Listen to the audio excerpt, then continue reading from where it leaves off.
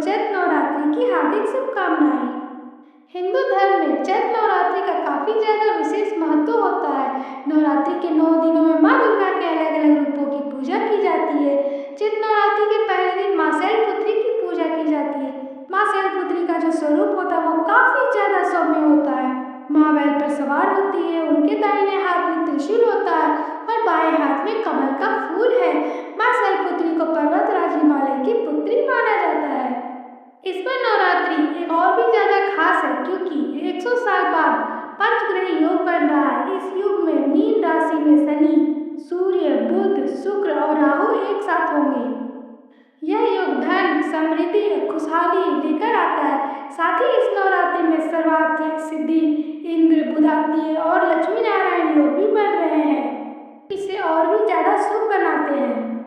पंचांग के अनुसार अगर हम देखें तो 30 मार्च 2025 को चैत्र नवरात्रि का पहला दिन है और नवरात्रि के पहले दिन माँ दुर्गा के पहले स्वरूप माँ यानी माता शैलपुत्री की पूजा की जाती है।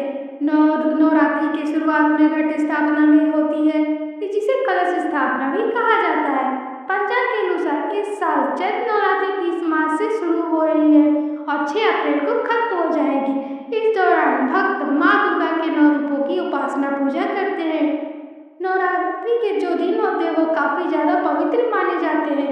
इस दौरान मांस, शराब आदि का सेवन नहीं करना चाहिए। ऐसा भी माना जाता है कि जो भक्त पूरी श्रद्धा से माँ की उपासना करते हैं तो उसके जीवन में सुख, शांति और समृद्धि आती है। पंचांग के अनुसार इस बार कलश स्थापना का जो शुभ मुहूर्त होगा वो 30 मार्च को यानी 6:13 से 10:21 तक रहेगा। इसके अलावा अभिजीत मुहूर्त जो होगा वो दोपहर 12:01 से 12:50 तक होने वाला है। इस दौरान जो भी भक्त नवरात्रि की पूजा करते हैं वे अपने घरों में कलश की स्थापित करते हैं और अखंड ज्योति जलाते हैं।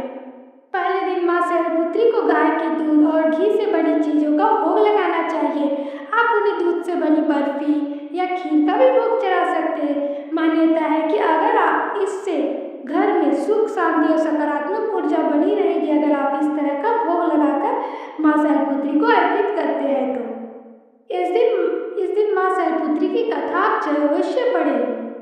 माँ शैलपुत्री की व्रत कथा। देवी भागवत पुराण में वर्णित कथा के अनुसार प्रजापति दक्ष ने एक बार एक विशाल यज्ञ का आयोजन किया। उन्होंने सभी देवी देवताओं को आमंत्रित किया लेकिन भगवान शिव और अपनी पुत्री सती को नहीं बुलाया। जब माता सती ने भगवान शिव से यज्ञ में जाने का अनुरोध किया तो उन्होंने इसे अस्वीकार कर दिया। फिर देवी सती ने स्वयं जाने का निर्णय लिया। यज्ञ स्थल पर अपने पति भगवान शिव के अपमान से क्रोधित होकर देवी सती ने अपने उस शरीर को यज्ञ के अग्नि में समर्पित कर दिया जो उन्होंने अपने पिता दक्ष से प्राप्त किया था। इस घटना में भगवान शिव के प्रथम गण वीरभद्र क्रोधित हो गए। उन्होंने दक्ष का वध कर दिया। इसके बाद देवी सती ने पर्वतराज हिमालय और उनकी पत्नी मैनावती के घर में देवी पार्वती यानी कि माता शैलपुत्री के रूप में जन्म लिया। उन्होंने भगवान शिव को अपने पति के रूप में फिर से प्राप्त किया। माँ शैलपुत्री को स्थिरता और शक्ति का प्रतीक माना जाता है। उनकी कथा सुनने से मन को शांति मिलती है और जीवन की कठिनाइयों का सामना करने की शक्ति भी मिलती है। मान्यता यह भी है कि माँ शैलपुत्री की पूजा और कथा सुनने से सांसारिक सुखों की प्राप्ति होती है और जीवन में समृद्धि आती है। माँ शैलपुत्री की कथा पढ़ने से व्यक्ति को जीवन की सभी चुनौतियों का सामना करने में मदद मिलती है।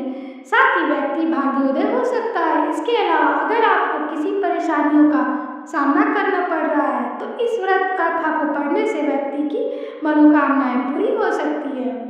कथा पढ़ने के बाद आप माँ शैलपुत्री का पूजा का मंत्र अवश्य पढ़ें। माँ शैलपुत्री की पूजा का मंत्र है ओम देवी शैलपुत्रे नमः।